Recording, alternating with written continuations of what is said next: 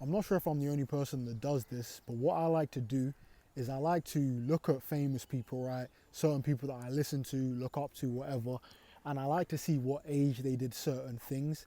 And by finding that out, if I go through something at the same age as them, I can look at them to see how they got through it. So let's say, for example, I've got a good friend who his dad had passed away when he was like 23, right? And I remember thinking this. I'm not even sure if I said this to him, but I remember thinking, okay, if I was 23 and I had someone like a parent or someone close to me pass away, to even try and help, or not even try and help, but to even try and make it a bit better, what you could do is, okay, if there's anyone famous who you know that maybe at 23 they lost a parent. So I know ASAP Rocky lost his dad at 23. Noriega, I think, lost his dad at 23 as well.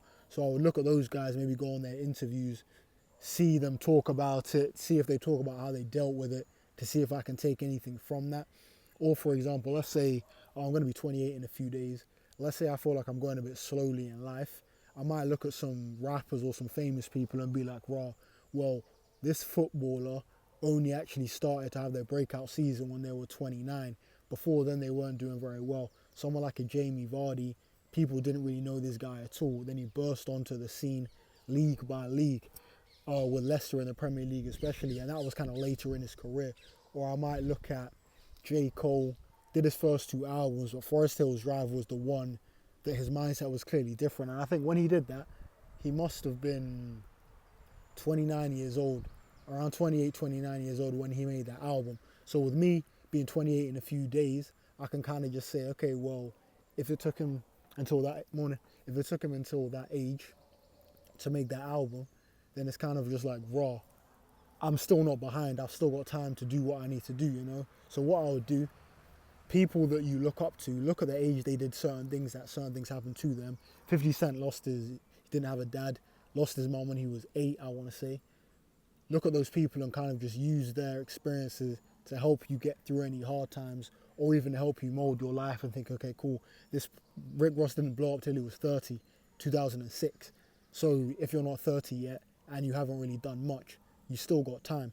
That's how you should use time to your advantage. A lot of people, they let the time go by, right? And they think that, okay, if I've not done something by a certain age, my life is over. It's not like that. You've always got time. People don't get hits until they're 40 sometimes. Like, I don't know this guy, I don't follow anyone on TikTok. There's this guy, oh, I can't remember the name of his thing. I think it's called Writer something. This old guy who just talks about kind of self-help, kind of how I'm doing, but he talks about it. I think I saw his page. He had like 20 something K followers, which is amazing for someone who's in his 80s. I think within 2 weeks he's on like 70,000 or something crazy like that. And I don't know what this guy was doing in his life before. Like, he could have been doing nothing, who knows? But he's blown up at the age of 80. So it's kind of just like, yo, it's never too late to kind of do what you need to do, man. So you got to use time to your advantage and look at other people's experience, see what age they did certain things at, to kind of figure out their emotions at that time and kind of use that to help you in your life.